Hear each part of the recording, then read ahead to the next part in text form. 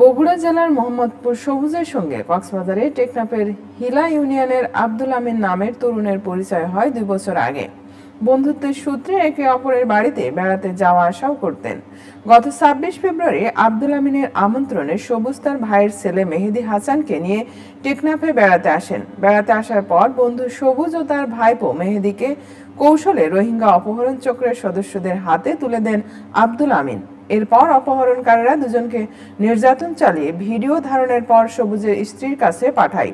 এ সময় দাবি করা হয় 10 লাখ টাকার মুক্তিপণ। সবুজের স্ত্রী মুক্তিপণ হিসেবে বিকাশ ও নগদের মাধ্যমে 1,25,000 টাকা পাঠান। তবে এরপরও দুজনের মুক্তি মেলেনি। এ ঘটনায় 2 মার্চ মোহাম্মদ সবুজের বোন সুলতানা বেগম থানায় অপহরণ ও মুক্তিপণ আদায়ের বিষয়ে থানায় লিখিত অভিযোগ দেন। তার পরিপ্রেক্ষিতে পুলিশ তদন্ত শুরু করে তদন্তের এক পর্যায়ে মোহাম্মদ সবুজ ও মেহেদি হাসান হিল্লার আব্দুল আমিনের বাড়িতে বেড়াতে এসে অপহরণের শিকার হন বলে পুলিশ নিশ্চিত হয়। পাশাপাশি মুঠোফোন ব্যাংকিং এর মাধ্যমে টাকার লেনদেনের সূত্র ধরে তথ্য প্রযুক্তির সহায়তায় অপহরণ চক্রের অবস্থান নিশ্চিত হয় পুলিশ। এরপর টানা 2 দিন অভিযান চালিয়ে মঙ্গলবার বিকেলে গহীন পাহাড় থেকে উদ্ধার করা হয় অপহৃত সবুজ ও মেহেদিকে।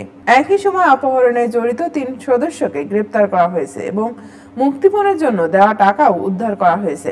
গ্রেপ্তার 3 জন হলেন টেকনাফের হিলা ইউনিয়নের মৌলভীবাজার এলাকার ইমাম মিয়ার ছেলে খোরশেদ আলম, হোয়াইংকং ইউনিয়নের নয়াবাজার এলাকার আবুল হোসেনের ছেলে মোহাম্মদ ইউসুফ ও মৌলভীবাজার এলাকার নুরুল ইসলামের ছেলে মোহাম্মদ ফয়সাল।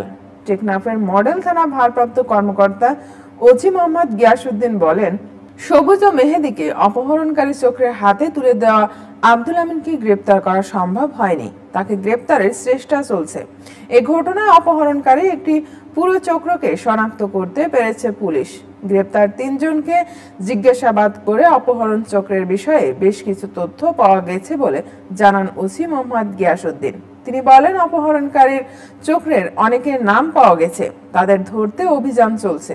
এই ঘটনায় দায়ের করা মামলায় 3 জনকে আদালতে পাঠানো হয়েছে।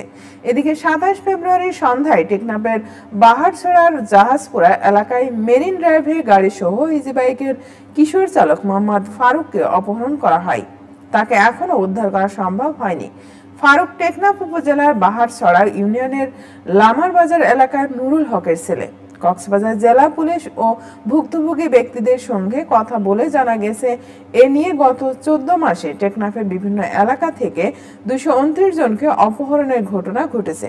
অন্যদিকে একই সময়ের উখিয়ার বিভিন্ন এলাকা থেকে 87 জনকে অপহরণ করা হয়।